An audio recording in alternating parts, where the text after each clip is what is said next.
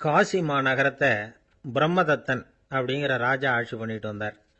அவர் ஒவ்வொரு வருஷமும் ஒரு திருவிழா நடத்துறது வழக்கம்.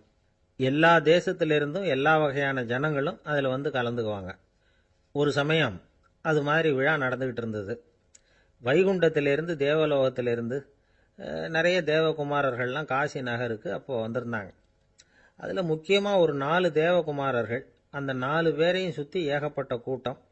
அப்படி என்ன விசேஷம் அவங்கக்கிட்ட அப்படின்னா, மற்றவங்கள விட அவங்க முகம் அழகாக இருந்ததா அப்படி பார்த்தா அப்படியும் இல்லை.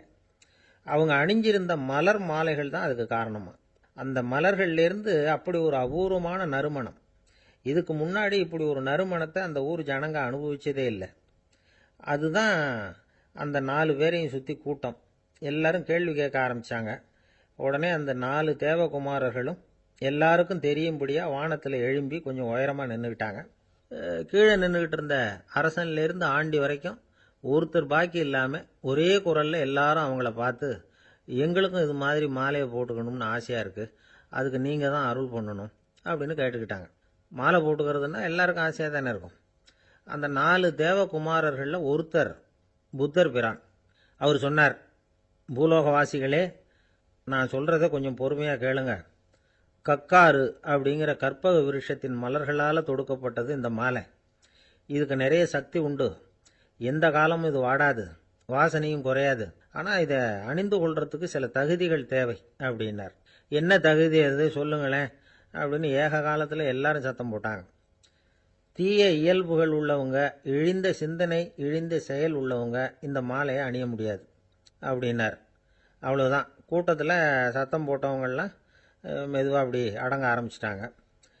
இன்னொரு தேவகுமாரன் சொன்னார், அடுத்தவங்க பொருளை அபகரிக்காதவன், அடுத்தவங்களுக்கு கெடுதல் பண்ணக்கூடிய பொய் பேசாதவன், பேராசையினால் கெட்ட வழியில் பொருள் ஈட்ட நினைக்காதவன் இந்த மாலையை போட்டுக்கலாம் அப்படின்னார். கூட்டத்திலிருந்து யாரும் முன்னுக்கு வரல. ஒரே ஒரு ராஜகுரு மட்டும் கொஞ்சம் முன்னாடி வந்தார். பெரியவர், படித்தவர். அவர், எனக்கு தகுதி இருக்குது அந்த மாலையை போட்டுக்கிறதுக்கு அப்படின்னார். வேற ஒன்றும் இல்லை, பொய் சொல்லியாவது அந்த மாலையை வாங்கிக்குவோமே அப்படின்னு முடிவு பண்ணிட்டார் அவர். அவ்வளோதான், மாலையை வாங்கிட்டார். அடுத்த தேவகுமாரன் பேசினார். யாருக்கு திடமான அறிவும் மனமும் இருக்குதோ, யாருக்கு நல்ல காரியங்களில் அசையாத ஈடுபாடு இருக்குதோ, நல்ல அரிய பொருள்களை தனியாக தான் மட்டும் அனுபவிக்க விரும்பாதவர் யாரோ அவர் முன்னாடி வந்து இந்த மாலையை வாங்கிக்கலாம் அப்படின்னார். அந்த தகுதியும் எனக்கு இருக்குன்னார் ராஜகுரு. மாலையை வாங்கி போட்டுக்கிட்டார்.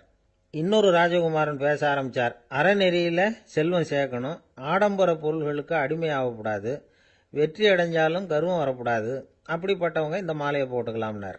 துணிஞ்சு பொய் சொல்லி அதையும் வாங்கி கழுத்தில் போட்டுக்கிட்டார் இந்த ராஜகுரு. இன்னொரு ராஜகுமாரன் சொன்னார், சான்றோர்களை நிந்திக்காதவங்க, புறம் பேசாதவங்க இந்த மாலையை போட்டுக்கலாம்னார். அதையும் வாங்கி போட்டுக்கிட்டார். திருவிழா முடிஞ்சுது, எல்லாரும் திரும்பி போயிட்டாங்க. மறுநாள் ராஜகுரு 4 மாலைகளையும் போட்டுக்கிட்டு ராஜசபைக்கு வரார். வந்தவர் ரொம்ப அவஸ்தையோடு வர்றார். மாலையெல்லாம் வாடி போயிட்டுது, வாசனை எதுவும் கிடையாது. அது மட்டும் இல்லை, அவருக்கு கடுமையான தலைவலி வேற வந்துட்டுது. துடிச்சு போயிட்டார். மாலையை கழட்டவும் முடியல. ஜனங்கள்லாம் அவரை பார்த்து சிரிக்க ஆரம்பிச்சிட்டாங்க. என்னத்துக்கு ஆசைப்படணும், ஏன் இப்படி கஷ்டப்படணும் அப்படின்னு. ராஜா பார்த்தார். மறுபடியும் விழாவுக்கு ஏற்பாடு பண்ணினார். தேவகுமாரர்கள்லாம் வந்தாங்க. ராஜகுரு வந்தார். மக்கள் முன்னிலையில் அவங்க காலில் விழுந்தார், மன்னிப்பு கேட்டுக்கிட்டார். இந்த மாலையை போட்டுக்கிற தகுதி எனக்கு இல்லை. தகுதி இல்லாத ஒருத்தன் தகாத தகுதியை பொய் மூலம் பெறணும்னு ஆசைப்படுறாங்களே, அவங்களுக்கெல்லாம் என்னுடைய தண்டனை ஒரு எச்சரிக்கையாக இருக்கட்டும்னார். அதுக்கப்புறம் தேவகுமாரர்கள் அவர் கழுத்தில் இருக்கிற மாலையை கழட்டினாங்களாம். அந்த மாலைகளும் பழையபடி மனம் கொடுக்க ஆரம்பிச்சுட்டு தான். இதுலேருந்து நாம் தெரிஞ்சுக்க வேண்டியது என்னென்னா, நமக்கு தகுதி இல்லாத ஒரு கௌரவம் நம்மக்கிட்ட தானாக வந்தால் கூட அதை தவிர்த்து விடுறது தான் நல்லது. அதுதான் புத்திசாலித்தனம். ஒருத்தர் வந்தார், சார், எங்கள் இலக்கிய மன்ற விழாவுக்கு நீங்கள் தலைமை தாங்கணும்னார். உடனே இவர் சொன்னார், பேச்சாளர், சார், இலக்கியத்தை பற்றி பேசுகிற தகுதி எனக்கு இல்லையே அப்படின்னார். உடனே அவர் கூப்பிட வந்தவர் சொன்னார், அந்த தகுதி உங்களுக்கு இல்லைங்கிறது எங்களுக்கும் தெரியும் சார், அதனால தான் உங்களை தலைமை தாங்க கூப்பிடுறேன் அப்படின்னார். அது சரி, தலைமைன்னா அதுக்கு இவர் என்னதான் அர்த்தம் பண்ணுறாருன்னு தெரியல. அளவுக்கு மிஞ்சினால் அமிர்தமும் நஞ்சு அப்படின்னு சொல்லுவாங்க. அது உண்மைதான். ஒருத்தருக்கு அளவுக்கு மீறிய புகழ் வந்துட்டுதுன்னு வச்சுங்க, அது கூட ஆபத்தாக போயிடுறது உண்டு. பழங்காலத்துல எல்லாம் கிரேக்க தேசத்தில் ஒரு பழக்கம் உண்டாம். அதாவது யாராவது ஒருத்தரை நாடு கடத்தணும்னா அதுக்கு ஒரு வழி உண்டு. அதாவது ஒருத்தரை நாடு கடத்தணும்னு மக்கள் விரும்புகிறாங்கன்னு வச்சுங்களேன், அவர் பேரை ஒரு மண்பாண்ட ஓட்டுச்சில்லில் எழுதி அதை ஒரு குறிப்பிட்ட பொது இடத்துல போட்டுற வேண்டியது, அவ்வளவுதான். இது மாதிரி பல பேர் போட்டுக்கிட்டே இருப்பாங்க, எல்லாம் அப்படியே குவிஞ்சு போயிடும். அந்த ஓட்டாஞ்சில்லு குவியலில் யாருடைய பேர் அதிகமாக இருக்குதோ அந்த நபரை ஒரு 10 ஆண்டுகள் நாடு கடத்தி விடுவாங்க. இது அந்த ஊர் வழக்கமாக. ஒரு நாள் அந்த குவியலுக்கு பக்கத்தில் ஒரு ஆள் நின்றுக்கிட்டு இருக்கிறான். அவன் கையில் ஒரு ஓட்டாஞ்சில்லு வச்சிருக்கிறான். அதில் யாரோட பேரையோ எழுதணும், எழுதி அந்த இடத்துல போடணுங்கிறது அவன் ஆசை. ஆனால் அவன் படிக்காதவன், அதனால் எழுத தெரியல. யாராவது அந்த வழியாக வர்றாங்களான்னு பார்த்துக்கிட்டே நின்றுக்கிட்டு இருந்தான். ஒரு பெரியவர் வந்துக்கிட்டு இருந்தார். அவர்கிட்ட ஓடினான். கையில் இருந்த மண்பாண்ட சில்லை கொடுத்தான். ஐயா, இதில் ஒரு பேர் எழுதி கொடுங்களேன்னா. அந்த பெரியவர் அதை வாங்கி கையில் வச்சுக்கிட்டு, என்ன பேர் எழுதணும் சொல்லு அப்படின்னா. இவன் சொன்னான், அரிஸ்டைடிஸ் அப்படின்னு எழுதுங்க அப்படின்னா. இதை கேட்டதும் அந்த பெரியவருக்கு அதிர்ச்சி. ஏன்னா அவர் தான் அரிஸ்டைடிஸ், தத்துவ மேதை அரிஸ்டைடிஸ் அவர். இருந்தாலும் நான் தான் அதுங்கிறத காட்டிக்காம அந்த ஆளுகிட்ட கேட்டார். அது சரிப்பா, அரிஸ்டைடிஸ்ங்கிற பேரை எழுத சொல்ற, அவர் உனக்கு என்ன கெடுதல் பண்ணார்? அவர் பேரை இதில் எழுத சொல்றிய அப்படின்னு கேட்டிருக்கார். அதுக்கு இவன் சொன்னானா, அவர் எனக்கு எந்த கெடுதலும் பண்ணல, அவரை நான் பார்த்தது கூட இல்லை அப்படின்னு இருக்கான். அப்புறம் எதுக்காக அவரை நாடு கடத்தணும்னு நீ ஆசைப்படுற அப்படின்னு கேட்டிருக்கார். இப்போ அந்த ஆள் சொல்கிறான், அரிஸ்டைடஸை பற்றி எல்லாரும் பேசுகிறாங்க, அவர் ரொம்ப நல்லவர், அவர் ஒரு பெரிய அறிவாளிங்கிறாங்க, அவர் ஒரு பெரிய வள்ளல், பேரறிஞர், இப்படி எல்லாரும் சொல்கிறத கேட்டு கேட்டு எனக்கு ரொம்ப அலுத்து போயிட்டுது, அதனால தான் வெறுப்பாயிட்டேன் அப்படின்னு நானும். இதிலேருந்து என்ன தெரியுது? நாம் நல்லவனாக இருக்கிறதுல ஒன்றும் இடைஞ்சல் இல்லை. ஆனால் நம்மளை நல்லவன் நல்லவன் எல்லாரும் சொல்ல ஆரம்பிச்சிட்டாங்கன்னு வச்சுக்கோங்க, அப்போ இடைஞ்சல் ஆரம்பம்னு அர்த்தம். எதுவுமே அளவுக்கு மிஞ்சி போகாமல் பார்த்துக்க வேண்டியது ரொம்ப அவசியம். அளவுக்கு அதிகமாக ஆசைப்படாதவங்களில் ஆப்ரஹாம் லிங்கனும் ஒருத்தரான். அவர் ஒரு தடவை தன்னுடைய நண்பர்கள்கிட்ட பேசிக்கிட்டு இருந்தாராம். ஒருத்தர் கேட்டிருக்கார், ஒரு மனுஷனுக்கு கால்கள் எவ்வளோ உயரம் இருக்கணும் அப்படின்னு கேட்டாராம். இதுக்கு ஆப்ரஹாம் லிங்கன் சொன்னாராம், அது என்ன, இடுப்புலேருந்து தரையை தொடுற அளவுக்கு உயரம் இருந்தால் போதும் அப்படின்னாராம். ஒரு பெரிய பியானோ கலைஞர் வியன்னாவில் இருந்தார். ரொம்ப புகழ்பெற்ற இசை கலைஞர் அவர். இங்கிலாந்து மகாராணி விக்டோரியா அவருடைய சங்கீதத்தை கேட்கணும்னு ஆசைப்பட்டாங்க. அவரை அரண்மனைக்கு கூப்பிட்டாங்களாம். பியானோ வாசிக்க சொல்லி கேட்டாங்களாம். இவரும் ரொம்ப பிரமாதமாக வாய்ச்சி காட்டியிருக்கார். உடனே பாராட்டி பரிசுகள்லாம் கொடுத்து அனுப்புனாங்களாம். அந்த இசையை கேட்கறதுல அரசிக்கு ரொம்பவும் ஆர்வம் உண்டு. அதனால் அதுக்கப்புறமும் அந்த கலைஞர் அடிக்கடி அரண்மனைக்கு வர வேண்டிய அவசியம் ஏற்பட்டது. ஏன்னா அரசி கூப்பிட ஆரம்பித்தாங்க.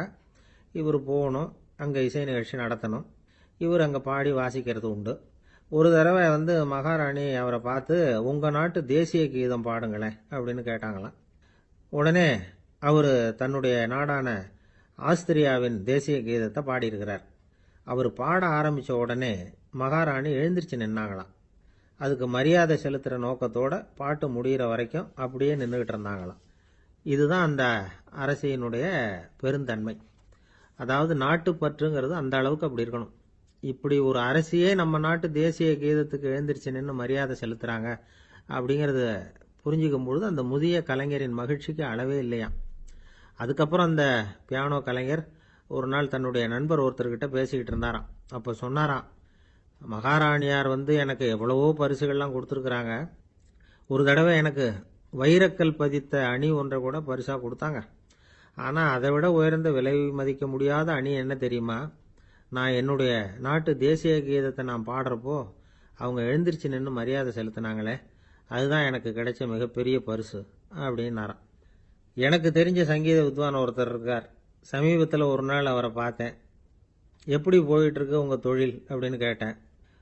ரொம்பவும் வித்தியாசமாக போயிட்டுருக்குங்க அப்படின்னார். என்ன சொல்கிறீங்க அப்படின்னேன்.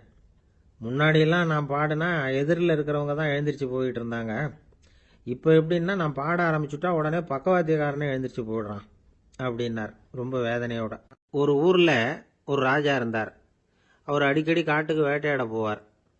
சில நண்பர்களையும் கூட அழைச்சிக்கிட்டு போவார். காட்டுக்கு போனதும் ஆளுக்கு ஒரு பக்கமாக போய் வேட்டையாடுவாங்க. சாயந்தரமாக திரும்பி வருவாங்க. மறுநாள் அரண்மனையில் உட்காந்து ஒவ்வொருத்தரும் அவங்க அனுபவங்களை எல்லாம் சொல்லிக்குவாங்க. அவங்க வீரத்துக்கு தகுந்த மாதிரி பரிசை அந்த ராஜா கொடுப்பார். இது மாதிரி ஒரு தடவை எல்லாரும் வேட்டைக்கு போயிட்டு திரும்பி வந்ததும் உட்காந்து பேச ஆரம்பிச்சிருக்கிறாங்க. ஒருத்தன் சொன்னான், தன்னுடைய வீர தீர செயலை பற்றி அளக்க ஆரம்பிச்சிட்டான். ஏன்னா அதுக்கு பரிசு கிடைக்க போகுதில்ல, அதனால. அவன் என்ன சொன்னான் தெரியுமா? அரசே, நேற்றுக்கு காட்டில் என்னாச்சு தெரியுமா? எனக்கு நேராக ஒரு சிங்கம் வாயை திறந்துக்கிட்டு வந்துட்டுது. நான் பயப்படவே இல்லை. உடனே ஒரு கல்லை எடுத்து குறி பார்த்து வீசினேன். சிங்கத்து வாய்க்குள்ளே போய் அந்த கல் மாட்டிக்கிட்டுது. அவ்வளவுதான். அந்த சிங்கம் என்னை பார்த்துட்டு பயந்துட்டு ஒரே ஓட்டமாக திரும்பி ஓடி போயிட்டுது அப்படின்னா. ஆஹா பலே அப்படின்னு எல்லாரும் கை தட்டினாங்க. ரெண்டாவது ஆள் ஒருத்தன் எழுந்திரிச்சான். அவன் சொல்ல ஆரம்பித்தான், அரசே, நான் போன வழியில் 2 பெரிய மலைப்பாம்பு கிடந்தது. என்னை முழுங்கிறதுக்கு வந்தது. நான் என்ன பண்ணேன் தெரியுமா? அந்த 2 பாம்போட வாலையும் ஒன்றா சேர்த்து முடிச்சு போட்டுட்டேன். அவ்வளவுதான். அது அங்கே இழுக்க இது இங்கே இழுக்க முடிச்சு நல்லா இறுகி போட்டுது அப்படின்றான். ஆஹா அற்புதம்னு சொல்லி எல்லாரும் கை தட்டினாங்களாம்.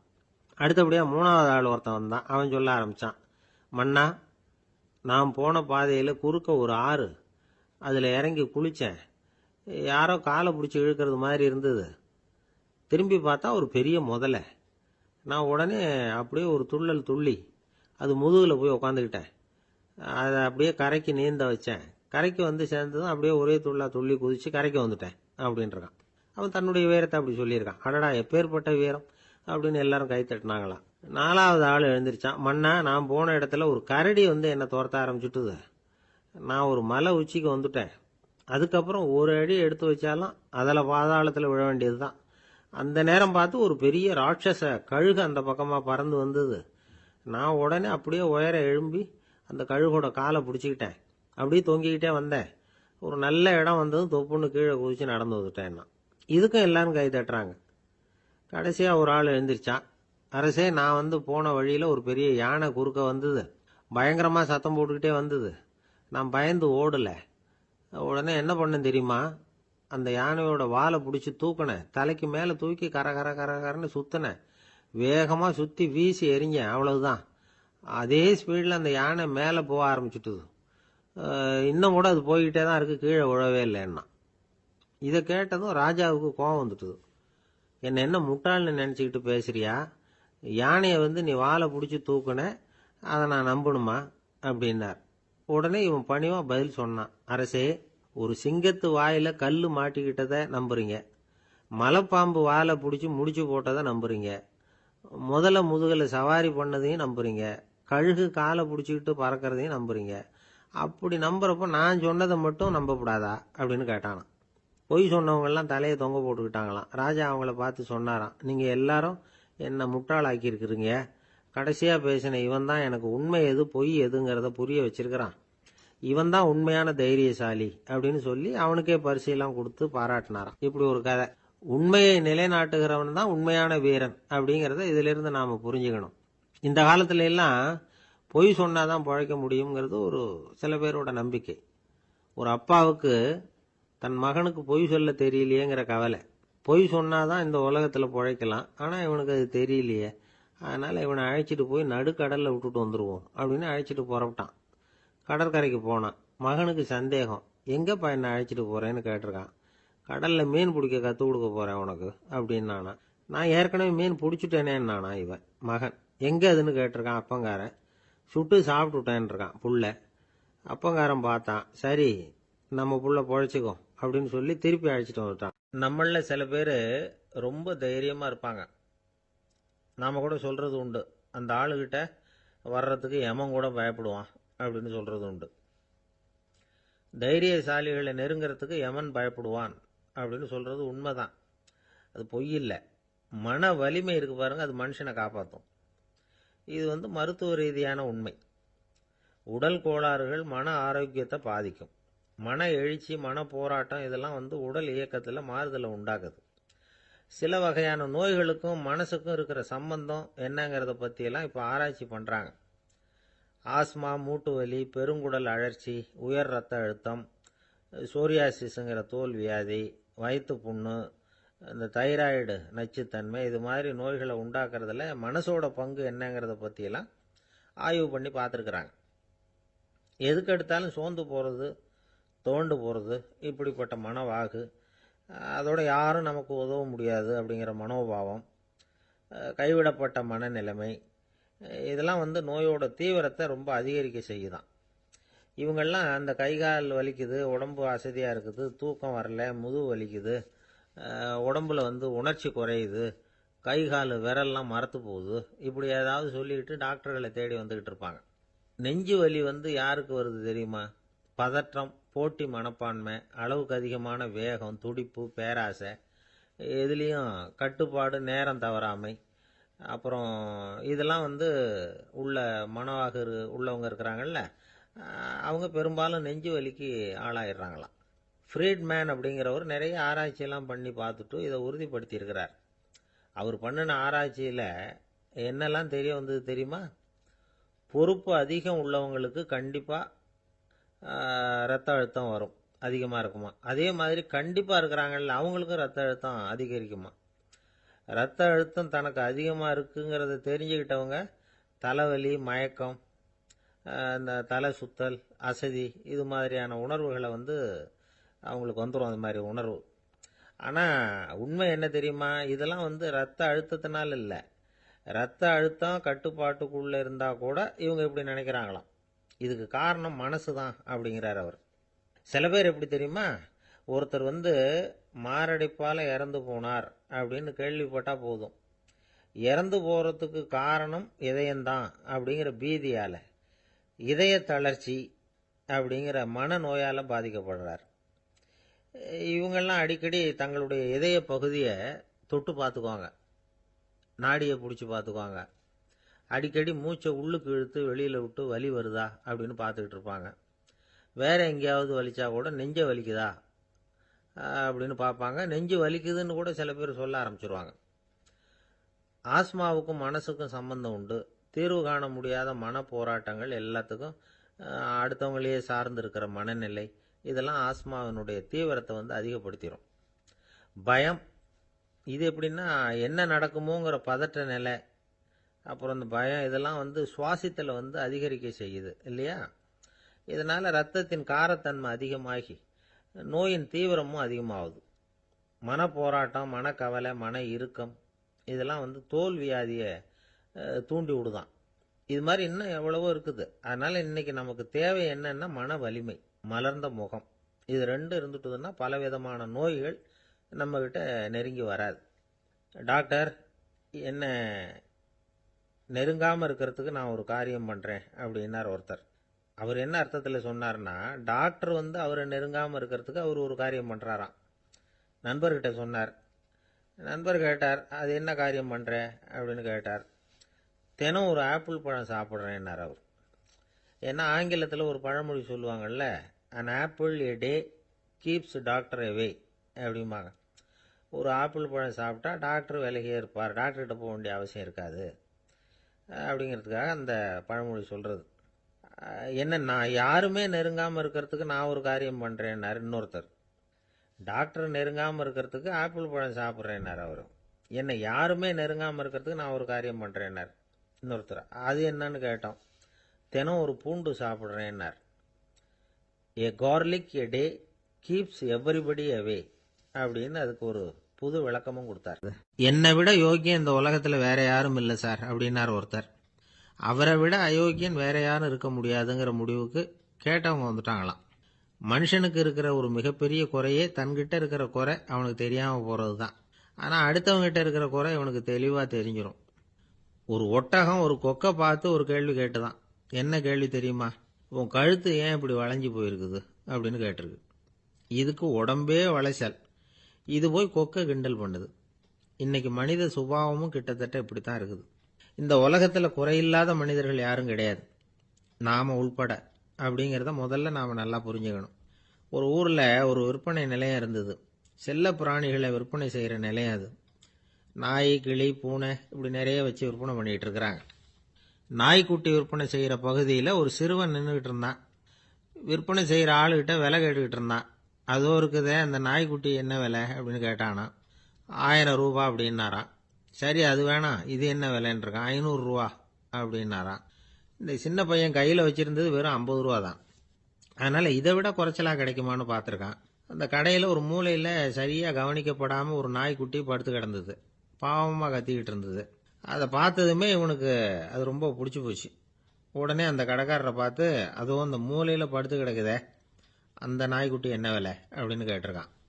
தம்பி, அது ஒரு கால் ஊனம், அதனால் அது உன்னோட குதித்து விளையாடவோ ஓடுறதோ அதால் முடியாத காரியம் அப்படின்ட்டுருக்கார் அவர். அது தெரிஞ்சுதாங்க கேட்குறேன், அதோட விலை என்ன அதை மட்டும் சொல்லுங்களேன் அப்படின்ட்டுருக்கான். தம்பி, இது கால் ஊனம் உள்ள ஒரு நாய். இதை போய் காசு கொடுத்து வாங்கறதுக்கு யாராவது பிரியப்படுவாங்களா? இதை நான் உனக்கு இலவசமாகவே தர்றேன், எடுத்துகிட்டு போ அப்படின்னாரான். இதை கேட்டதும் அந்த சிறுவனுக்கு கோவம் வந்துட்டு தான். நீங்கள் ஒன்றும் சும்மா கொடுக்க வேணாம், இந்தாங்க 50 ரூபா, இதை வச்சுக்கிட்டு நாய்க்குட்டியை கொடுங்க அப்படின்ட்டுருக்கான். அவருக்கு ஒன்றும் புரியல, ஆச்சரியமாக இருந்தது. சரின்னு பணத்தை வாங்கிட்டு நாய்க்குட்டியை தூக்கி கொடுத்தார். அந்த சிறுவன் அந்த நாய்க்குட்டியை 2 கையாலையும் வாங்கினா, மார்போட பிரியமாக சேர்த்து அணைச்சிக்கிட்டான். தெருவில் இறங்கி நடக்கிறான். அப்படி நடக்கும்பொழுது தான் பார்க்குறார், கடைக்காரர் ஆச்சரியமாக அவனை பார்க்குறார். அப்போ தான் அவருக்கு ஒரு விஷயம் புரியுது. அந்த சிறுவன் தெருவில் நாய்க்குட்டியை மார்போடு அணைச்சிக்கிட்டு விந்தி விந்தி நடந்து போய்கிட்டு இருக்கிறான். ஆமாம், அவனுக்கும் ஒரு கால் ஊனம். இந்த நாய்க்குட்டியை யாருமே வாங்க மாட்டாங்கன்னு நினச்சிக்கிட்டு இருந்தார். குறையுள்ள அதுக்கும் ஒரு எஜமானன் கிடைச்சுட்டான். அதனால் ஊனம் ஒரு குறை இல்லை அப்படிங்கிற உண்மையை அந்த கடைக்காரர் புரிஞ்சுக்கிட்டாராம். நம்மால் ஒருத்தர் கொஞ்சம் வயசானவர், எழுந்திரிச்சு சரியாக நடக்க முடியாது, சாய்வு நாற்காலியிலேயே எப்பவும் உட்காந்துருப்பார். அவர் தனக்கு துணையாக ஒரு நாயை பக்கத்தில் வச்சுருந்தார். அதுவும் ரொம்ப வயசான ஒரு நாய், எழுந்திரிக்கவே சிரமப்படும், நடக்கவும் முடியாது. அவர் பக்கத்திலே இதுவும் சோர்ந்து போய் படுத்து கிடக்கும். அந்த பெரியவரை பார்க்க வந்த ஒருத்தர் கேட்டார், ஏங்க, ஒரு சின்ன பையனை உங்களுக்கு துணையாக வச்சுக்கப்படாதா? இந்த நாயை உங்களுக்கு பாதுகாப்பாக வச்சிருக்கிறீங்களே, உங்களுக்கு ஒரு ஆபத்துன்னா இது எப்படி உங்களுக்கு உதவ முடியும் அப்படின்னார்.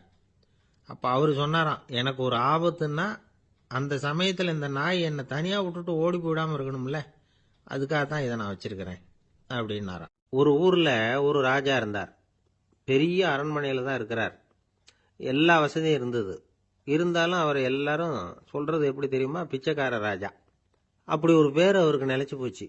ஜனங்களும் சரி, மற்ற தேசங்களில் உள்ளவங்களும் சரி, அவர் அந்த பேர் சொல்லியே குறிப்பிடுறது வழக்கமாக போட்டுது. இது அவருக்கு ரொம்ப கவலையாக போச்சு. என்ன இது, நம்மளை தேடி வர்றவங்களுக்கெல்லாம் நாம் சோறு போடுறோம், நம்ம புகழ்ந்து பாடல் ஏற்றி கொண்டு வர்ற புலவர்களுக்கெல்லாம் அவங்க எப்படி வந்தாலும் ஒருவேளை சோறு போடணுங்கிறது உத்தரவு. இவ்வளவுலாம் செஞ்சும் நம்மளை போய் பிச்சைக்கார ராஜான்னு எல்லாரும் சொல்கிறாங்களே, அது ஏன், எதுக்காக இப்படி சொல்கிறாங்க? இதுதான் ராஜாவுக்கு குழப்பம். சரி, இதை பற்றி நம்ம அமைச்சர்கள் கிட்ட கேட்கலாமா அப்படின்னு யோசனை பண்ணார். இந்த விஷயத்தை போய் அவங்ககிட்ட எப்படி கேட்கறதுன்னு அவருக்கு தயக்கமாக இருந்தது. கௌரவ குறைச்சலாக தெரிஞ்சுது அவருக்கு. சரி, சாதாரண குடிமக்கள்கிட்ட இதை பற்றி கேட்கலாமா அப்படின்னு யோசனை பண்ணார். கேட்கலாம், ஆனால் அவங்க யாரும் ராஜா முன்னாடி நின்று தைரியமாக பேசக்கூடிய அளவுக்கு இல்லை. ராஜாவோட குழப்பம் நாளுக்கு நாள் அதிகமாக போச்சு. கடைசியாக அவர் ஒரு முடிவுக்கு வந்தார். அதாவது, இதை பற்றி ஒரு பிச்சைக்காரங்கிட்டே கேட்டு பார்த்துட்டா என்ன. இதுதான் அவர் பண்ண முடிவு.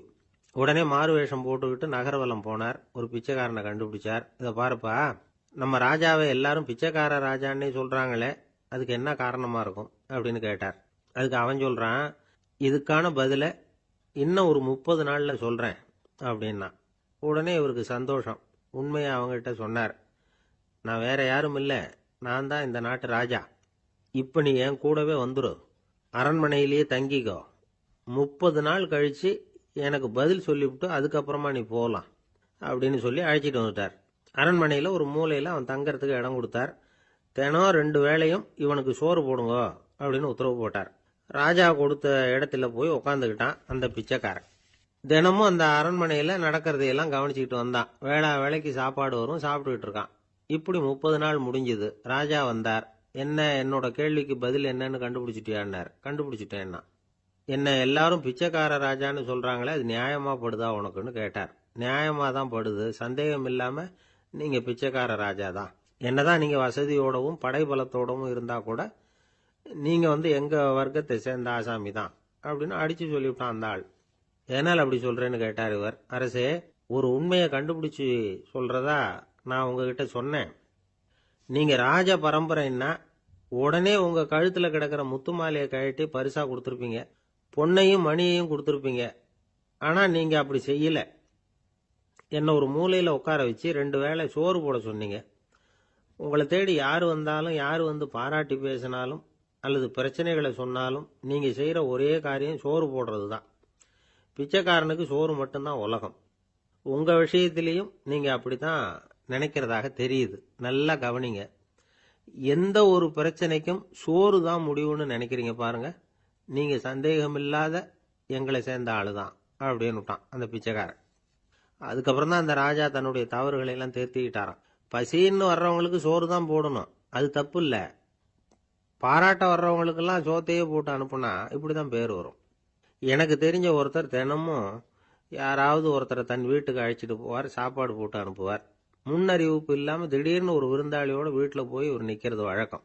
அந்த அம்மாவும் இவருக்காக தயார் பண்ணி வச்சிருந்ததை இவர் அழைச்சிட்டு வந்திருக்கிற விருந்தாளிக்கு போட்டுருவாங்க. விருந்தாளி சாப்பிட்டுட்டு போனதுக்கு அப்புறம் இவர் மனைவி கிட்ட உனக்கு சிரமம் வேணாம் அப்படின்னு சொல்லிவிட்டு பக்கத்துல உள்ள ஒரு ஹோட்டலுக்கு போய் காசு கொடுத்து சாப்பிட்டுட்டு வந்துருவார். பல நாள் இப்படி நடக்கும். ஒரு நாள் அவரை தனியா கூப்பிட்டுக்கிட்டு போய் ஏன் இப்படி பண்றீங்கன்னு கேட்டோம். அதுக்கு அவர் சொல்றாரு, எங்க வீட்டு சாப்பாட்டுல இருந்து தப்பிக்கிறதுக்கு எனக்கு வேற வழி எதுவும் தெரியல சார், அதனாலதான் இப்படி பண்ணிட்டு இருக்கிறேன் அப்படின்னார் ரொம்ப பரிதாபமா. எது ரொம்பவும் கஷ்டமான காரியம் அப்படின்னு கேட்டார் ஒருத்தர். ஒருத்தருக்கு ஒருத்தர் சண்டை போடாம இருக்கிறது தான் ரொம்ப கஷ்டமான காரியம் அப்படின்னு தோணுது. ஒரு நாட்டுக்கும் இன்னொரு நாட்டுக்கும் சண்டை, நாட்டுக்குள்ளேயே ஒரு குரூப்புக்கும் இன்னொரு குரூப்புக்கும் சண்டை. ஏன் சண்டை போட்டுக்கிறீங்கன்னு கேட்டு பாருங்க. நாங்க சமாதானத்துக்காக தான் சண்டை போட்டுக்கிறோம் அப்படிம்பாங்க.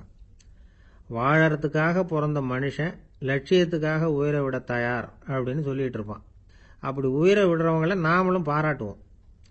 ஆனால் ஒன்றுமில்லாத விஷயங்களுக்கெல்லாம் சண்டை போடுறவங்களெல்லாம் அப்படிப்பட்டவங்களையும் சரி உயிரை விடுறவங்களையும் சரி என்னன்னு சொல்கிறது.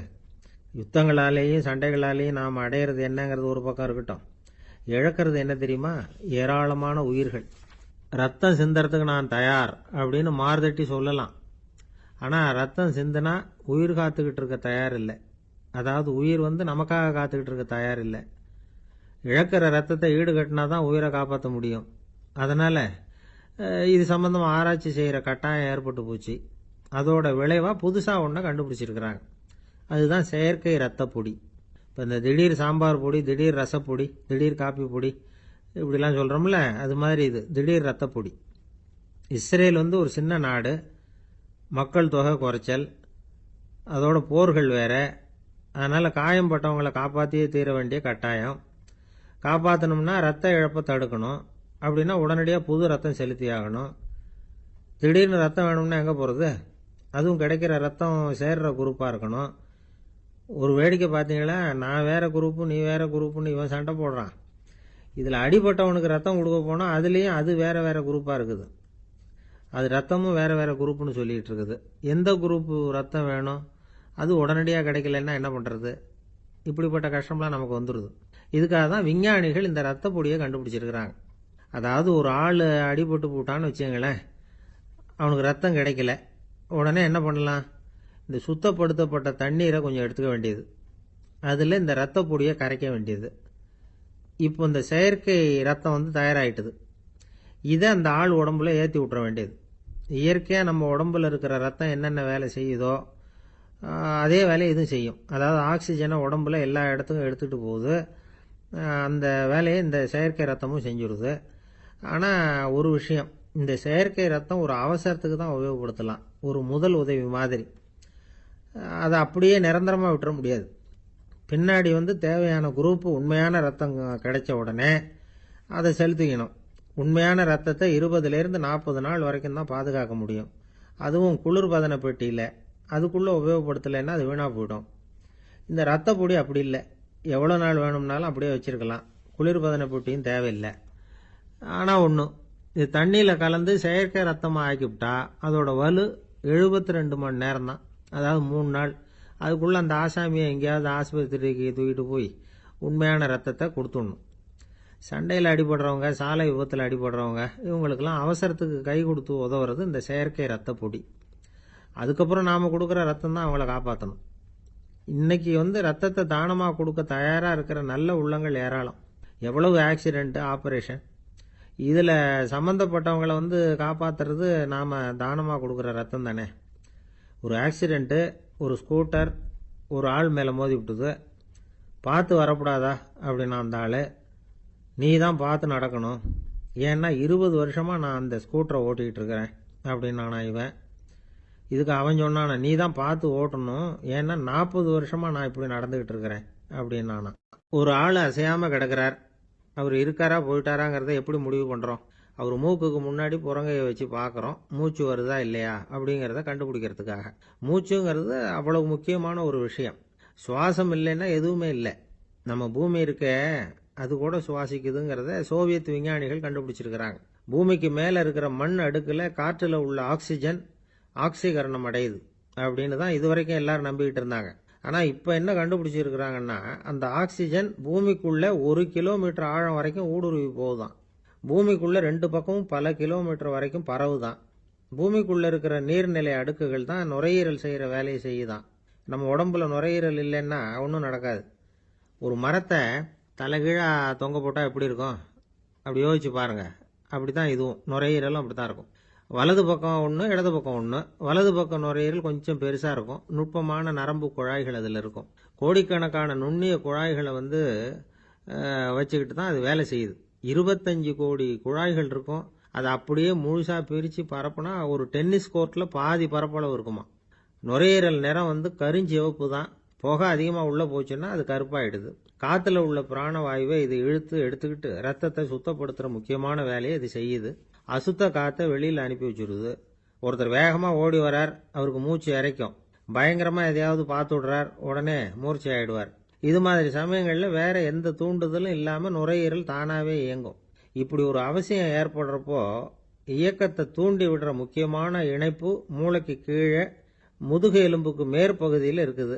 அது உடனே சுவாசத்துக்கு அவசர உதவியை கொடுக்குது. இப்போ ஒருத்தர் பேசாமல் உட்காந்துருக்கார். இந்த சமயத்தில் அவருக்கு 1 பங்கு காற்று தேவைப்படுதுன்னு வச்சுக்கோங்க. அவர் எழுந்திரிச்சு நடக்கும் பொழுது 1.5 மடங்கு தேவைப்படும். ஓடினார்னா 3 மடங்கு தேவைப்படும். படுத்திருக்கிறப்ப அரை மடங்கு தான் தேவைப்படும். இதுக்கு நிமிஷத்துக்கு 16 தடவை மூச்சு விட்டாகணும். இப்படி சாதாரணமாக உள்ளே இழுக்கிற காற்று கொஞ்சம்தான் இருந்தாலும் இது மாதிரி 8 மடங்கு காற்றை உள்ளே இழுத்து வச்சுக்கிற சாமர்த்தியம் நுரையீரலுக்கு இருக்குதான். தண்ணி, நுண்கிருமிகள், ரசாயன பொருள் இப்படி எது உள்ளே போனாலும் நுரையீரல் சமாளிச்சுக்கும். 30 வருஷமா விடாத புகை பிடிக்கிறவர் தொடர்ந்து உள்ளே அனுப்பி வைக்கிற புகையை கூட சமாளிக்குதுன்னா பார்த்துங்களேன். உள்ளே போகிற புகை நுட்பமான சுவாச முடிச்சுகளை அழிச்சு விடுது. கறி புகை அது மேலே படிஞ்சு உபயோகம் இல்லாமல் பண்ணிவிடுது. ஆனாலும் தேவைக்கு அதிகமாக 8 மடங்கு கூடுதலாக சுவாச முடிச்சுகள் நம்ம உடம்புக்குள்ளே இருக்கிறதுனால சமாளிக்க முடியுது. சமாளிக்க முடியலன்னா சில சமயம் மூச்சு திணறும். அதை ஒரு எச்சரிக்கையாக எடுத்துக்கிட்டு புகை பிடிக்கிற பழக்கத்தை விட்டுடணும். அதுதான் நல்லது. ஆனால் அப்படி யார் விடுறது?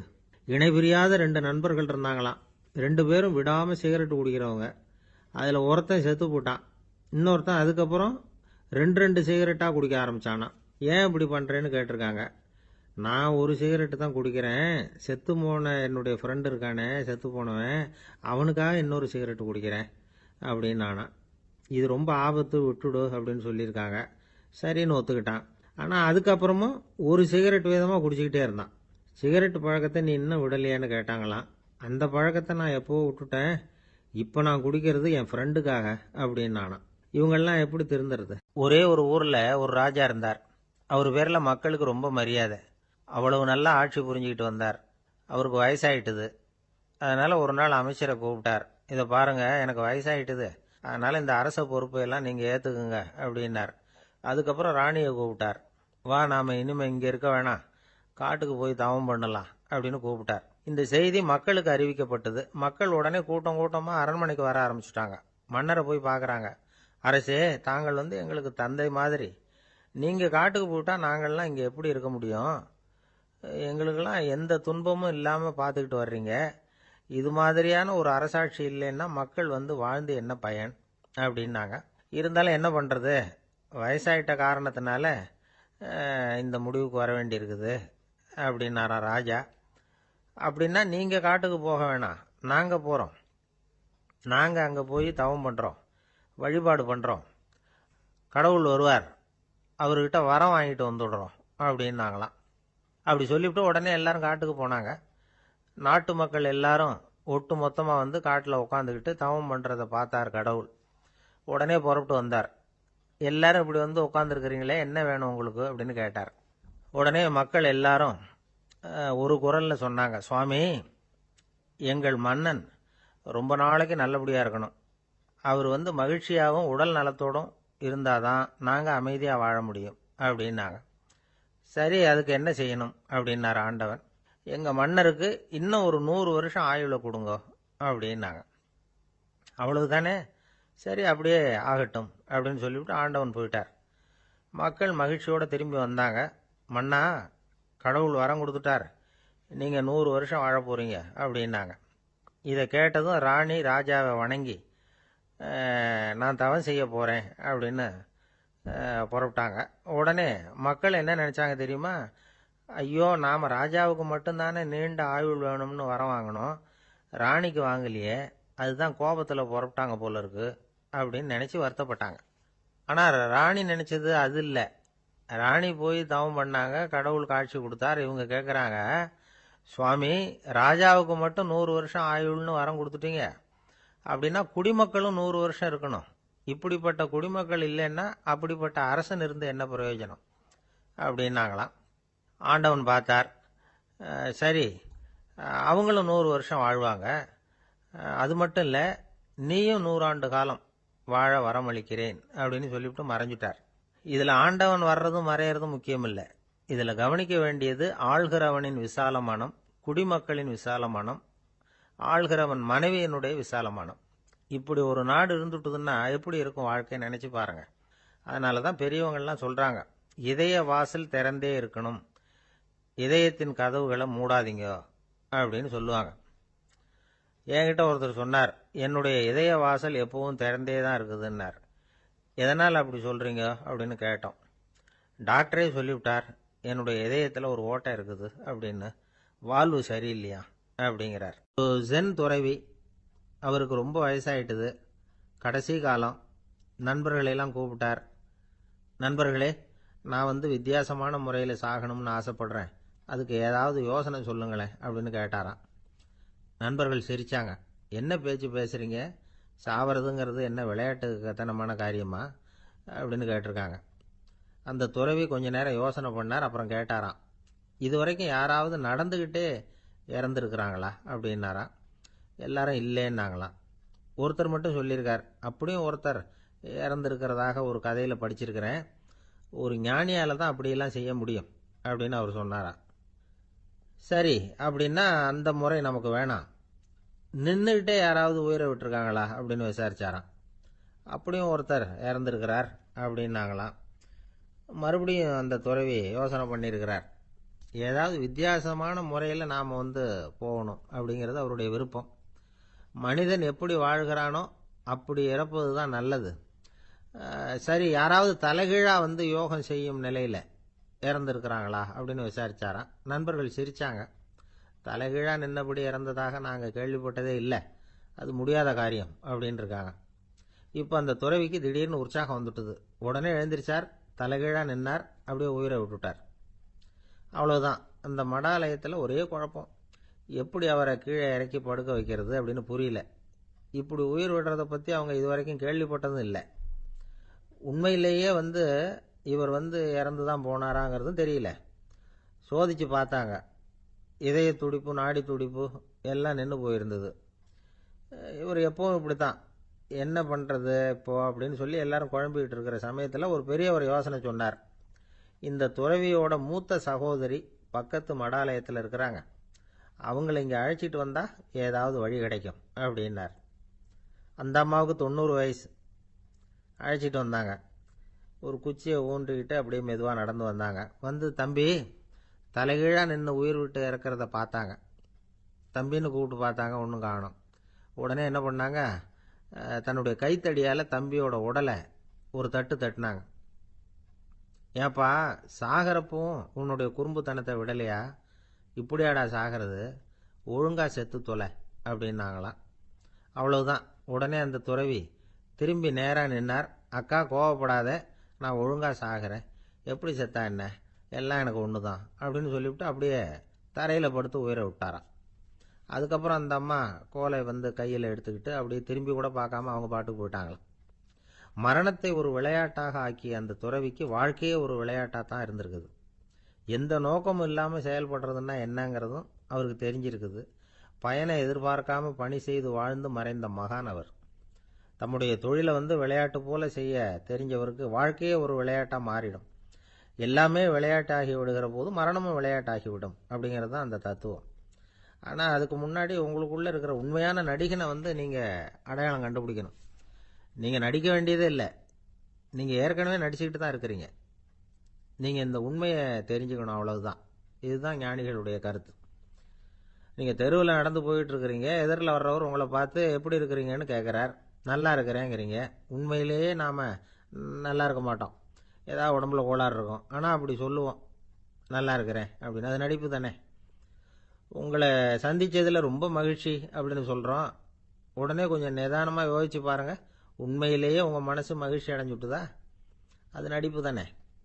வாழ்க்கையை சரியாக புரிஞ்சுக்கிட்டா எல்லாமே நடிப்புங்கிறது புரியும். கல்யாண பத்திரிக்கை அனுப்பியிருந்தேனே, ஏன்டா வரலன்னு கேட்டான் ஒருத்தன். வந்திருந்தேனே அப்படின்னானா இவன். டேய், ஏன்டா போய் சொல்கிற, நான் பத்திரிக்கையே உனக்கு அனுப்பலையே அப்படின்ட்டுருக்கான் அவன். அதுக்கு இவன் சொன்னானா, பத்திரிக்கை அனுப்புனேன்னு நீ போய் சொல்கிறப்போ கல்யாணத்துக்கு வந்தேன்னு நான் போய் சொல்லக்கூடாதா அப்படின்னானா. பொங்கல் திருநாள். பொங்கல் திருநாள்னா இது ஏதோ அறுவடை திருநாள் அப்படின்னு சொல்லுவோம்.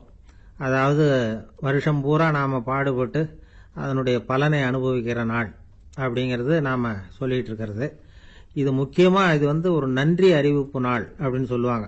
இன்னைக்கு நிறைய நன்றி அறிவிப்பு கூட்டம்லாம் நடந்துக்கிட்டு இருக்குல்ல, அது மாதிரி விவசாயிகள் நடத்துகிற ஒரு நன்றி அறிவிப்பு விழா இது. யாருக்கு நன்றி சொல்கிறாங்கன்னா ஆதவனுக்கு. அதாவது சூரியன் இல்லைன்னா விவசாயம் இல்லை. அதனால் ஆதவனுக்கு நன்றி செலுத்துகிற நாளாக இந்த பொங்கல் திருநாளை நாம் கொண்டாடுறோம். அதாவது இந்த பொங்கலில் விவசாயிகள்கிட்ட இருந்து நிறைய பண்புகளை நாம் தெரிஞ்சுக்க வேண்டிய நாள் இது. விவசாயிகள் அவங்க விவசாயம் முன்னேறி இருக்கிற அளவுக்கு விவசாயிகளுடைய வாழ்க்கை தரம் முன்னேறலை. அந்த அளவுக்கு அவர்கள் நாட்டுக்காக உழைச்சிக்கிட்டு இருக்கிறாங்க. அந்த காலத்திலே அதை பற்றி ஒரு கதை சொல்கிறது உண்டு. ஒரு வயசான ஆள் நிலத்தில் ஏறு உழுதுகிட்டு இருந்தாராம். கிழிஞ்சு போன ஒரு சின்ன துண்டை தான் இடுப்பில் கட்டியிருந்தாராம். தலையில் ஒரு கந்தலை சுற்றி இருந்தார். உடம்பு பூரா சேரு, ரொம்ப ஏழை. ஏறு ஓட்டிகிட்டு இருக்கிறவர் வேறு எப்படி இருப்பார்? இருந்தாலும் அந்த ஆள் ரொம்ப ஜாலியாக பாட்டு பாடிக்கிட்டே ஏறு உழுதுகிட்டு இருந்தாராம். உடம்புல தான் அவர் ஏழையை தவிர மனசில் ஒரு ஏழையாக தெரியல. அந்த சமயத்தில் அந்த நாட்டு ராஜா அந்த பக்கமாக குதிரை மேலே வந்தாராம். வேட்டைக்கு போயிட்டு பரிவாரங்களோடு திரும்பி வந்துகிட்டு இருக்கிறார். ரொம்ப செல்வ செழிப்பில் இருக்கிற ராஜா அவர் இந்த வயசான விவசாயியை பார்த்துருக்கார். இந்த ஆள் ரொம்பவும் ஏழைங்கிறது அவர் பார்த்தாவே பளிச்சுன்னு தெரியுது. கட்டிக்கிறதுக்கு நல்ல துணி இல்லை, உடம்போ இழைச்சி போயிருக்குது, வயிறு முதுகில் போய் ஒட்டிக்கிட்டு இருக்கு, கண்ணு குழி விழுந்து போயிருக்குது. ஆனாலும் முகத்தை பார்த்தா சந்தோஷமாக இருக்கிற மாதிரி இருக்குது. இவ்வளவு உற்சாகமாக பாடிக்கிட்டு இருக்கிறாரே அப்படின்னு ஆச்சரியமாக நினச்சி பார்த்தார் அந்த ராஜா. சரி, அவர்கிட்ட கொஞ்சம் பேச்சு கொடுத்து பார்க்கலாம் அப்படின்னு முடிவு பண்ணார். ஐயா பெரியவரே, இப்படி கொஞ்சம் வர முடியுமான்னாராம். பொழுது போகிறதுக்குள்ளே நான் இந்த வயல் பூரா உழவு ஓட்டி ஆகணும், அதனால் பேசுறதுக்கு நேரம் இல்லை அப்படின்னாராம் அந்த பெரியவர். என்ன அவ்வளவு அவசரமா? மீதி இருந்தால் நாளைக்கு உழுதக்கூடாதா? அது சரி, உனக்கு எத்தனை ஏக்கர் நிலம் இருக்குது அப்படின்னு விசாரிச்சிருக்கார் ராஜா. எனக்குன்னு சொந்தமாக உள்ளங்கை அளவு கூட நிலம் கிடையாது. இது எங்கள் முதலாளியோட நிலம். இதை பூராவும் உழுது முடித்தாதான் அவர் கூலி கொடுப்பார். நான் கூலிக்கு உழுதுகிட்டு இருக்கிறேன். உங்ககிட்ட பேசிக்கிட்டு இருந்தா அவருக்கு துரோகம் பண்ணது மாதிரி ஆகிடும் அப்படின்னாராம். ராஜா குதிரையை விட்டு கீழே இறங்கினார். வரப்பில் நடந்து அந்த பெரியவர்கிட்டயே போனாராம். சரி, ஒரு நாள் பூரா உழுதா உனக்கு எவ்வளவு கூலின்னு கேட்டிருக்கார். 8 அணா கூலி கிடைக்கும்னாராம் அவர். இது ரொம்ப காலத்துக்கு முன்னாடி நடந்த ஒரு சம்பவங்கிறதுனால அப்போ 8 அணா கூலிங்கிறது ரொம்ப பெருசு. இருந்தாலும் அதுவும் அந்த ராஜாவுக்கு பெரிய கூலியாக தெரியல. இவ்வளவு தானா, இதை வச்சுக்கிட்டு நீ எப்படி காலம் தள்ளுற அப்படின்னாராம். ஒன்றும் கவலை இல்லை அப்படின்னாராம் அவர். ராஜாவுக்கு ரொம்ப ஆச்சரியமாக போச்சு. 8 அணா கூலி வாங்குற இந்த ஆள் கவலை இல்லாமல் இருக்கிறார், ஏராளமான வசதியோடு இருக்கிறன்னா கவலை இல்லாமல் வாழ முடியலையே அப்படின்னு நினச்சி பார்த்துருக்கார். அது சரி, 8 அணாவில் எப்படி குடும்பம் நடத்துகிற அப்படின்னு கேட்டாராம். எனக்கு கிடைக்கிற 8 அணாவில் 2 அணா குடும்பத்துக்கு செலவழிக்கிறேன், 2 அணா பழைய கடனுக்கு கொடுக்குறேன், 2 அணா தர்மம் செய்கிறேன், 2 அணா வட்டிக்கு கொடுக்குறேன், ஒரு குறையும் இல்லைன்னாராம். ராஜாவுக்கு ஒன்றும் புரியல. எனக்கு ஒன்றும் புரியலையேன்னு இருக்கார். ஐயா, எனக்கும் என் மனைவிக்கும் 2 அணா செலவாகுது. வயசான அம்மா அப்பா இருக்கிறாங்க, சின்ன வயசில் என்னை காப்பாற்றினவங்க அவங்க. அந்த கடனுக்கு 2 அணா செலவாகுது, அது பழைய கடன். என் தங்கச்சி ஒருத்தி ஆதரவு இல்லாத நிலைமையில் தன்னுடைய மகனோட என் வீட்டில் இருக்கிறா. அவளுக்கும் அவள் மகனுக்கும் 2 அணா செலவு பண்ணுறேன், அது தர்மம். எனக்கு 2 பிள்ளைங்க இருக்கிறாங்க, அவங்களுக்கு 2 அணா செலவு பண்ணுறேன், அது வட்டிக்கு கொடுக்கறது மாதிரி. பிற்காலத்தில் அவங்க எங்களை காப்பாற்றுவாங்க. அந்த வகையில் நான் திருப்தியோடு வாழ்ந்துகிட்டு இருக்கிறேன் அப்படின்னாராம். ராஜாவுக்கு அர்த்தம் புரிய ஆரம்பிச்சுதான். அந்த பெரிய நிலத்தை விலை கொடுத்து வாங்கி அந்த பெரியவருக்கே தானமாக கொடுத்துட்டாராம். இப்போ உழுதவருக்கே நிலம் சொந்தமாயிட்டுது. அன்னையிலேருந்து அரசனுக்கும் ஆறுதல் கிடைச்சுதான். இப்படி ஒரு கதை சொல்லுவாங்க. எட்டனா வருமானத்தை வச்சுக்கிட்டு எப்படி காலத்தை தள்ளுறதுன்னு சொல்றதுக்காக இந்த கதையை சொல்றதாக யாரும் தப்பா நினைச்சுக்க கூடாது. கிடைக்கிறத எப்படி பங்கு போடுறார், எப்படி திருப்தியா வாழறார் அப்படிங்கிறது தான் முக்கியம். அது மாதிரி இன்றைக்கு இந்த பொங்கல் திருநாள்ல உழவர்கள் மனசு மகிழ்ச்சியா இருந்ததுன்னா அது எல்லாரும் மகிழ்ச்சியா இருக்கிறது மாதிரி அர்த்தம். அதனால அவர்கள்ட்ட இருந்து நாம பாடம் கத்துக்கணும். சில உழவர்கள் தங்கள் நிலத்துல விளையறத தாங்கள் சாப்பிட மாட்டாங்க. அடுத்தவங்கள்ட்ட வித்துட்டு சந்தையில் போய் வேற அரிசி வாங்கிட்டு வந்து தான் இவங்க சாப்பிடுவாங்க. அப்படிப்பட்ட விவசாயிகள்லாம் இது உண்டு. பங்கிடுகிற பண்பை உழவர்கள்ட்ட இருந்து கற்றுக்கொள்ளுங்கள் அப்படிம்பாங்க. ஒரு ஆள் நிம்மதியா மகிழ்ச்சியா இருந்தானா, உங்க நிம்மதிக்கும் மகிழ்ச்சிக்கும் என்ன காரணம்னு கேட்டிருக்காரு இன்னொருத்தர். என்கிட்ட இருந்தது பூராவையும் என் பிள்ளைங்களுக்கு சமமா பங்கு போட்டு கொடுத்துட்டேன், எனக்குன்னு எதுவுமே வச்சுக்கல, அதுதான் நிம்மதிக்கு காரணம்னு இருக்கான். உங்ககிட்ட இருந்தது எவ்வளவு இருந்தது அப்படின்னு கேட்டிருக்காரு அவரு. மொத்தமாக ஒரு 50,000 ரூபாய் இருக்கும் அப்படின்னு இருக்கான். அவ்வளவும் பணமாகவே இருந்ததா அப்படின்னு கேட்டிருக்காங்க அவங்க. இல்லைங்க, அவ்வளவும் கடன், அதை தான் பிரித்து கொடுத்துருக்கேன் பிள்ளைங்க கிட்ட அப்படின்னு நானும் அவன். காஞ்சிபுரத்தில் பல்லவ ராஜா ஒரு கோவில் கட்டினார், கைலாசநாதர் கோவில். அதுக்கு கும்பாபிஷேகம் பண்றதுக்கு ஒரு நாள் குறிப்பிட்டு அதுக்கு வேண்டிய ஏற்பாடுகள்லாம் பண்ணினார்.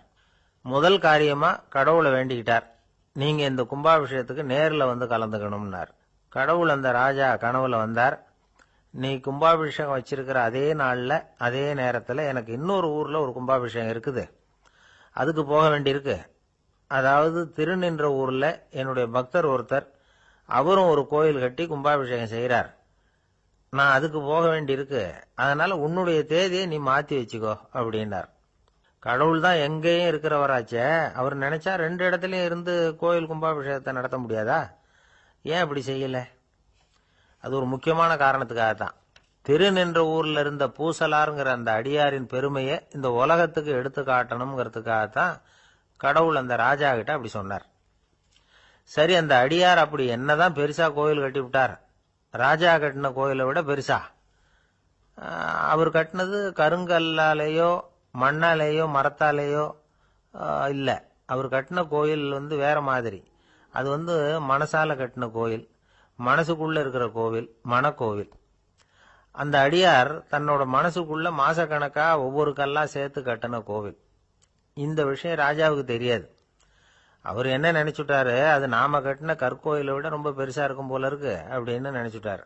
சரி, அப்பேற்பட்ட அந்த கோயிலை தரிசனம் பண்ணிவிட்டு வருவோம் அப்படின்னு நினைச்சு ராஜா திருநின்ற ஊருக்கு போறார். அங்க போய் பார்த்தா கோயிலையும் காணும், ஒன்னையும் காணும். கடைசியில பூசலார் கட்டின மனக்கோவில் தான் அதுங்கிறத அவர் புரிஞ்சுக்கிறார். உடனே அந்த அடியாரின் காலில் விழுந்து வணங்குறார். அவரோ, இது மனசால முயன்ற கோவில், இதுக்கு இத்தனை பெருமையா அப்படின்னு ஆச்சரியப்படுறார். இதுல ஆச்சரியப்படுறதுக்கு ஒண்ணும் இல்ல. ஆண்டவன் விரும்புறது அகபக்தியை தவிர புற தோற்றங்களே அல்ல. இதை நாம புரிஞ்சுக்கிட்டோம்னா நமக்குள்ள எந்த வேறுபாடுகளும் வர்றதுக்கு வழியே இல்லை. இன்னொரு ராஜா இருந்தார். அவரு ஆண்டவனுக்கு படைக்கிறதுக்காக ஒரு தார் நல்ல செவ்வாழை பழமா எடுத்துக்கிட்டு போகணும்னு நினைச்சார். அதனால முத நாளே அதை வாங்கிட்டு வர சொன்னார் வேலைக்காரங்கிட்ட. வேலைக்காரன் போனா, கடைத்தெருவில் ஒரு தார் பழம் வாங்கினா. வர்ற வழியில அவன் குடிசை, அப்படியே எட்டி பார்த்துட்டு போவோமேன்னு நினைச்சான். போனான். அங்க இவனோட குழந்தை பாவம் பசியால கத்திக்கிட்டு இருக்கு. இவன் பார்த்தான், இவ்வளவு பெரிய தாரில் ஒரு 2 பழம் எடுத்தா தெரியவா போகுது அப்படின்னு நினைச்சு ஒரு 2 பழத்தை பிச்சு அந்த குழந்தைகிட்ட கொடுத்தான். அதை வாங்கி வயிறார சாப்பிட்டது, பசி அடங்குச்சு, விளையாட போயிட்டுது. இவன் அதுக்கப்புறம் வாழைப்பழத்தை எடுத்துக்கிட்டு அரண்மனைக்கு வந்தான். 2 பழம் பிச்சிருக்கிறது ராஜாவுக்கு தெரிஞ்சு போச்சு. இவன் உண்மையை சொல்லிவிட்டான்.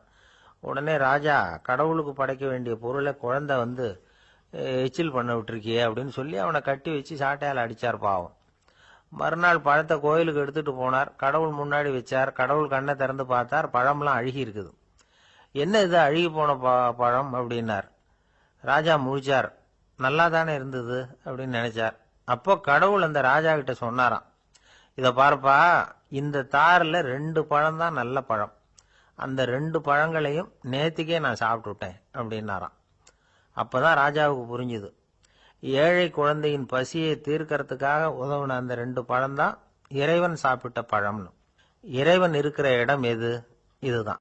ராமகிருஷ்ணர் வாழ்ந்த காலத்துல நடந்த ஒரு நிகழ்ச்சி இது. அப்போ ஒரு ஓவியர் இருந்தாராம். அவருக்கு ஒரு ஆசை, ராமகிருஷ்ணர் படத்தை வரையணும், அதை அவர்கிட்டயே கொண்டுட்டு போய் காட்டி அபிப்பிராயம் கேட்கணும். இதுதான் அந்த ஓவியரின் ஆசை. உடனே ராமகிருஷ்ணர் படத்தை வரைஞ்சி முடிச்சார். அதை எடுத்துக்கிட்டு போனார். இவர் போன சமயம் அங்க ராமகிருஷ்ணர் சீடர்களோட உட்கார்ந்துருக்கிறார். விவேகானந்தர் அங்க இருக்கிறார். இந்த ஓவியர் கொண்டுகிட்டு போய் தான் வரைந்த ஓவியத்தை அவர்கிட்ட காட்டினார். ராமகிருஷ்ண பரமஹம்சரின் ஓவியத்தை ராமகிருஷ்ணர்கிட்டயே காட்டுறார். ராமகிருஷ்ணர் என்ன பண்ணார் தெரியுமா? அந்த படத்தை பார்த்தார். உடனே அது காலை தொட்டார். குருதேவருடைய இந்த செயல் சீடர்களுக்கு ரொம்ப வியப்பை உண்டு பண்ணிச்சு. சில பேர் மனசுக்குள்ளேயே ரொம்ப குழம்பி போக ஆரம்பிச்சிட்டாங்க, என்ன இப்படி பண்றாருன்னு. என்ன இது அவரோட படம், அவரே அவரோட படத்தின் காலை தொடுறார் அப்படின்னு யோசிச்சாங்க. சில பேர் ஒன்றும் புரியாம ஒருத்தர் பார்த்து சிரிச்சுக்கிட்டாங்க. அந்த இடத்துல சீடர்கள் மட்டும் இல்ல, சீடர் அல்லாத பல பேர் இருந்தாங்க. தன்னுடைய காலை தானே தொடர இவருடைய செயல் பற்றி என்ன நினைக்கிறது அப்படின்னு அவங்களும் குழம்பி போய் நிக்கிறாங்க. அந்த படத்தை வரைஞ்சி அவர்கிட்ட காட்டின அந்த ஓவியருக்கும் அதிர்ச்சி. இருந்தாலும் அவர் சீடர் கிடையாது. அதனால கொஞ்சம் துணிச்சலை வர வச்சுக்கிட்டு கேட்டார், என்னங்க இது? என்னால என்னுடைய கண்களையே நம்ப முடியல. இது உங்க சொந்த உருவப்படம், நீங்க உங்க சொந்த கால்களையே தொடுறீங்க, இது எங்களுக்கு கொஞ்சம் சங்கடமா இருக்குதே அப்படின்னார். ராமகிருஷ்ணரின் கண்கள்ல ஆனந்த கண்ணீர் வழிஞ்சுதான். அவர் சொன்னாராம், இது என்னோட படம்ங்கிறது எனக்கு தெரியும், ஆனா இது என்னோட படம்ங்கிறதுனால நான் இதோட காலை தொடல. நீ என்னுடைய சமாதி நிலைய இந்த படத்துல படம் பிடிச்சு காட்டியிருக்கிற, அதனால அதோட காலை தொடறேன். சமாதி நிலையில யார் இருந்தாலும், அது என்னுடைய படமா இருந்தாலும் சரி அல்லது வேற யாருடைய படமா இருந்தாலும் சரி, படம் யாருதுங்கிறது முக்கியம் இல்ல. இதுல எது முக்கியம்னா அது தன்னை உணர்ந்த ஒரு உணர்நிலையின் படம். அப்படி இருக்கிறப்போ அதோட காலை நான் தொடணும். அதுக்கு நீங்க எல்லாரும் ஏன் சங்கடப்படுறீங்கன்னு எனக்கு தெரியல அப்படின்னாராம். இப்பதான் அங்க இருந்த சீடர்களுக்கும் மற்றவங்களுக்கும் விவரம் புரிஞ்சுதான். இதுக்கு முன்னாடி யாரும் செய்யாததை இவர் செஞ்சிருக்கிறார், ஆனா அவருடைய காரணம் ரொம்ப நியாயமானது அப்படிங்கறத உணர்ந்தாங்களாம். இதுவரைக்கும் ஆன்மீகத்துல சமாதி நிலை, அதாவது தன்னை உணர்ந்த நிலை பற்றி புரிஞ்சுக்கிட்டோம். இல்லறத்துல ஏற்படக்கூடிய சமாதி நிலை பற்றி உங்களுக்கு தெரியுமா? ஒரு அம்மா டாக்டர் கிட்ட வந்து சொன்னாங்களாம், டாக்டர், என் வீட்டுக்காரருக்கு உடம்புல ஏதோ கோளாறுன்னு நினைக்கிறேன், நான் எவ்வளவு நேரம் பேசினாலும் காதுல விழாதது மாதிரி உட்கார்ந்துருக்கிறார் அப்படின்னு ஆகலாம். அதுக்கு அந்த டாக்டர் சொன்னாராம், அம்மா, அது உடம்பு கோளாறு இல்ல, அது ஒரு பெரிய திறமை. ஒரு ஊர்ல ஒரு ஆள் இருந்தான், தையல் கடை வச்சிருந்தான்.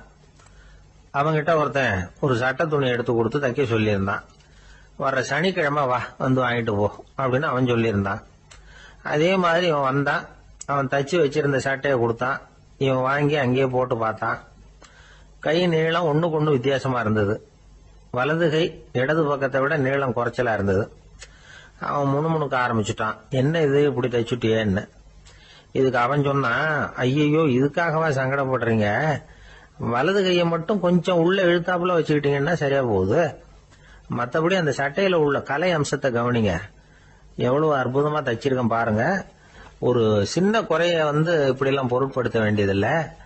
நான் சொன்னது மாதிரி கைய கொஞ்சம் உள்ள இழுத்தது மாதிரி வச்சுக்கிட்டு நடந்து போங்க, ஜோரா இருக்கும் அப்படின்னா. அவனும் யோசிச்சு பார்த்தான். சரியான யோசனையா தான் தோணுச்சு. கொஞ்சம் முயற்சி பண்ணி வலது கையை கொஞ்சம் உள்ள இழுத்து சட்டை சரியா இருக்கிறது மாதிரி பண்ணிட்டான். இப்ப மறுபடியும் ஒரு பிரச்சனை. வலது கையை உள்ள இழுத்த மாதிரி அப்படியே வச்சுக்கிட்டதும் முதுகு பக்கம் கொஞ்சம் துணி தளர்த்தியா தொங்குறது மாதிரி தெரிஞ்சது. என்ன இது, முதுகு பக்கம் துணி குவிஞ்சுட்டுதே, தொங்குதே அப்படின்னா மறுபடியும், அடடா, இதுக்காகவா கவலைப்படுறீங்க? உடம்ப அதுக்கு தகுந்த மாதிரி கொஞ்சம் வளைச்சிக்கிட்டா சரியா போடுது. இதுக்காக அந்த அழகான தையலை பிரிச்சு அதுல உள்ள கலை அம்சத்தை கெடுக்கிறதுக்கு என் மனசு இடம் தரல. எவ்வளவுக்கு தளர்த்தியா இருக்கோ அவ்வளவுக்கு கொஞ்சம் உடம்ப வளைச்சி அப்படி குனிஞ்சது மாதிரி போங்க போதும் அப்படின்னா. அதுவும் நல்ல யோசனையா தான் பட்டுது இவனுக்கு. சரின்னு சொல்லிவிட்டு புறப்பட்டான். தெருவில் இறங்கினான். கைய கொஞ்சம் உள்ள இழுத்தான், உடம்ப கொஞ்சம் முன்னால வளைச்சான், சட்டைக்கு தகுந்த மாதிரி உடம்ப பண்ணிட்டான். மெதுவா நடந்து போறான். இப்போ எதிரில் இன்னொருத்தன் வரான். இவனை பாக்குறான். இவன் போட்டிருக்கிற சட்டையை பாக்குறான். ஆஹா, அற்புதம்ங்கிறான். சும்மா சொல்லக்கூடாது, ரொம்ப நல்லா இருக்கு, நிச்சயமா இது இந்த ஊர் மேல தெருவில் இருக்கிற ஒருத்தன் இருக்கானே, அவன் தச்சதாதான் இருக்கணும் அப்படின்னா. இதை கேட்டதும் அவனுக்கு ஆச்சரியம். எப்படி அவ்வளவு கரெக்டா கண்டுபிடிச்சிங்க அப்படின்னு கேட்டிருக்கான். இதுக்கு அந்த வழிபோக்கன்னு சொன்னானா, அவன் ரொம்ப கெட்டிக்காரன். உங்களை மாதிரி உடம்பும் கையும் வளைஞ்சு போன ஒரு ஆசாமிக்கு அவனை தவிர வேற யாராலேயும் இவ்வளவு பொருத்தமான ஒரு சட்டையை தைக்க முடியாது அப்படின்னானா. பாருங்க, அவனுக்காக இவன் அனுசரிக்க போய் இவனோட நிலைமை எப்படி ஆயிடுது பாருங்க. இதே மாதிரிதான் சில சடங்குகளும் சம்பிரதாயங்களும் நம்மளை கோமாளி ஆக்கி விட்டுரும். எதுவா இருந்தாலும் அதுல அறிவுபூர்வமான அணுகுமுறை அவசியம். ஒரு நர்ஸ் அவசரமா ஓடி டாக்டர் கிட்ட சொல்லிச்சான், டாக்டர் ஒரு தப்பு நடந்து போச்சு, 10ஆம் நம்பர் பெட்ல இருக்கிற பேஷண்ட்டுக்கு காலில் ஆபரேஷன் பண்றதுக்கு பதிலாக கையில ஆபரேஷன் பண்ணி விட்டீங்க. கை ஆபரேஷன் பண்ணிக்க வேண்டிய ஆள் 7ஆம் நம்பர் பெட்ல இருக்கார் அப்படின்னு தான். அதுக்கு ஒரு பதட்டப்படாம சொன்னாராம், பரவாயில்ல இவரை தூக்கி 7ஆம் நம்பர் பெட்ல போட்டுரு அப்படின்னு. ஒரு மாணவனை பார்த்தேன், என்ன தம்பி படிப்புலாம் எப்படி இருக்குது அப்படின்னு விசாரிச்சேன். அவன் ரொம்ப அழுத்துக்கிட்டான். நான் நல்லா தான் சார் படிக்கிறேன், இருந்தாலும் புத்தியில சரியா ஏற மாட்டேங்குது சார் அப்படின்னா. சரி, இவனும் நம்ம ரகம்தான் அப்படின்னு சொல்லி முடிவு பண்ணிட்டோம். கல்வி கற்கக்கூடிய ஒரு மாணவன் சம்பந்தப்படுற புத்திகள் பல வகை. அதை பத்தி ஒரு பெரியவர் விளக்கி இருக்கிறார். மிருத்து புத்தின்னு ஒண்ணு இருக்குதான். மிருத்துன்னா மண்ணு. மண்ணால செவுறு கட்டுறோம்ல, மண் சுவரில் ஆணி அடிக்கிறதும் சுலபம், அதை பிடுங்கி எடுக்கிறதும் சுலபம். அது மாதிரி சில பேர் குரு சொல்லி கொடுக்கறத சுலபமா கேட்டு தெரிஞ்சு வச்சுக்குவாங்க, கொஞ்ச நேரத்துல சுலபமா மறந்தும் போயிடுவாங்க. இது மிருத்து புத்தின்னு பேரு, மண் புத்தி. தாரு புத்தின்னு ஒண்ணு உண்டான். தாருன்னா மரம். அதுல பச்சை மரத்துல ஆணி அடிக்கிறது சுலபம், ஆனா அதை எடுக்கிறது கஷ்டம். அது மாதிரி ஆசிரியர்கிட்ட இருந்து கேட்டதை கவனமா மனசுல பதிய வச்சுக்கிட்டு அதை மறக்காம இருக்கிறது தாரு புத்தி. பட்டை மரமா இருந்தா அதுல ஆணி அடிக்கிறதும் கஷ்டம், அடிக்கிற ஆணியும் சீக்கிரம் நழுவிடும். அது மாதிரி கேட்கிற விஷயம் மனசுல பதியறதும் கஷ்டம். அப்படியே பதிஞ்சாலும் அது நீடிச்சு இருக்கிறதும் கஷ்டம், கொஞ்ச காலத்துல மறந்துடும். இன்னொரு வகை புத்தி ஒண்ணு உண்டு, அதுக்கு பேரு சிலா புத்தின்னு பேரு. சிலான்னா கல்லு. ஒரு கருங்கல்லுல 4 துளைய போட்டு ஒரு துளையில உளிய வச்சு அடிச்சா மற்ற துளை வழியாவும் பிளந்து கல்லு 2 ஆயிடும். அது மாதிரி சந்தியான இடங்கள்ல குறிப்பா ஒரு பொருளை சொன்னா அதை வச்சுக்கிட்டு மற்றதையும் தெரிஞ்சுக்கிறது, அது சிலா புத்தின்னு பேரு. வேணு புத்தின்னா என்ன தெரியுமா? வேணும்னா மூங்கில். மூங்கில் கணுவுல ஒரு பக்கம் உளிய வச்சு அடிச்சா 2 பக்கமும் பிளந்துரும். அது மாதிரி ஒரு செய்தியை கேட்டுக்கிட்டு இருக்கிறப்பவே அதோட முன்பின் தொடர்களையும் தெரிஞ்சுக்கணும், அது வேணு புத்தி. தைல புத்தின்னு ஒண்ணு உண்டு. தைலம்ங்கிறது எண்ணெய். தண்ணியில ஒரு துளி எண்ணெயை விட்டா அது தண்ணி பூரா பரவி போடுதுல்ல, அது இப்படி பரவுறது மாதிரி ஆசிரியர் சுருக்கமா ஒரு கருத்தை சொன்னா அதை வச்சுக்கிட்டு பூரா விஷயங்களையும் தெரிஞ்சுக்கணும், அது தைல புத்தி. கற்பூர புத்தின்னு ஒண்ணு கேள்விப்பட்டிருக்கோம். அது எப்படின்னா, கற்பூரம் தீ பட்ட உடனே பிடிச்சிக்கும். ஆசிரியர் சொன்ன உடனே நுண்ணறிவோட பாடங்களை புரிஞ்சுக்கிறது இந்த வகை புத்தி. கரி புத்தின்னு ஒண்ணு. அது எப்படின்னா, கரியில நெருப்பை வச்சு விசிறிய பிறகு அதுக்கப்புறம் அது கறி நெருப்பாகும். அது மாதிரி காலம்பரை சாயந்தர வேலைகள்ல ஆசிரியர் பாடம் சொல்லி கொடுப்பார், அதை கொண்டு புரிஞ்சுக்கிறது இந்த வகை. கதலித்தண்டு புத்தின்னு ஒண்ணு சொல்லுவாங்க. கதலிங்கிறது வாழை மரம். வாழைத்தண்டுல தீ வைக்கிறது எவ்வளவு சிரமமோ அவ்வளவு சிரமத்தோட கல்வி கற்கிறது கதலித்தண்டு புத்தி. இதை தவிர இன்னும் சில வகையான மாணவர்களை கூட அடையாளம் காட்டுறாங்க. ஆசிரியர் சொன்னதுல நல்லதை மட்டும் எடுத்துக்கிறவன் அன்னம். ஆசிரியர் கிடைச்ச இடத்துல பாடத்தை கேட்டுக்கிட்டு பிறகு தனியா உட்காந்து சிந்திக்கிறவன் பசு. பசுமாடு அப்படித்தானே, புல்லு கண்ட இடத்துல மேயும், அதுக்கப்புறம் நிதானமா அசை போட்டுக்கும். ஆசிரியர் சொன்னதை தவிர வேற எதையும் சொல்ல முடியாதவன் கிளி. பல இடங்கள்ல பாடங்கள் கேட்டு கடைசியில ஒன்னும் புரியாம போறவன் ஆடு. ஆடு ஒரு செடியில வயிறார மேயாது, ஒரே செடியில இக்கரைக்கு அக்கறை பச்சைன்னு அங்கேயும் இங்கேயும் அலைஞ்சிக்கிட்டே இருக்கும். சில பேருக்கு எருமைன்னு பேரு. எருமை எப்படின்னா, குளத்து நீரை கலக்கி தான் குடிக்கும். அது மாதிரி ஆசிரியர் மனசை நோக செய்து பயில்கிற மாணவர்கள்லாம் இந்த ரகம். இவ்வளவுலாம் இருந்தாலும் இந்த காலத்து மாணவர்கள்லாம் ஒரு தனி ரகம். ஒரு ஆசிரியர் வகுப்புல பாடம் நடத்திக்கிட்டு இருந்தார். இலக்கண வகுப்பு. இறந்த காலம், நிகழ்காலம், எதிர்காலம், past tense, present tense, future tense, இதை பத்திலாம் பாடம் நடத்துறார். எல்லாம் சொல்லி கொடுத்துட்டு இப்ப நான் ஒரு வாக்கியம் சொல்லுவேன், அது என்ன காலம் அப்படிங்கறத நீங்க சொல்லணும்னார் ஆசிரியர். சரி, நாங்க மாணவர்கள்லாம், நான் நாளைக்கும் பாடம் நடத்த போகிறேன், இது என்ன காலம் அப்படின்னு கேட்டார் ஆசிரியர். அதாவது நான் நாளைக்கும் பாடம் நடத்த போகிறேன்,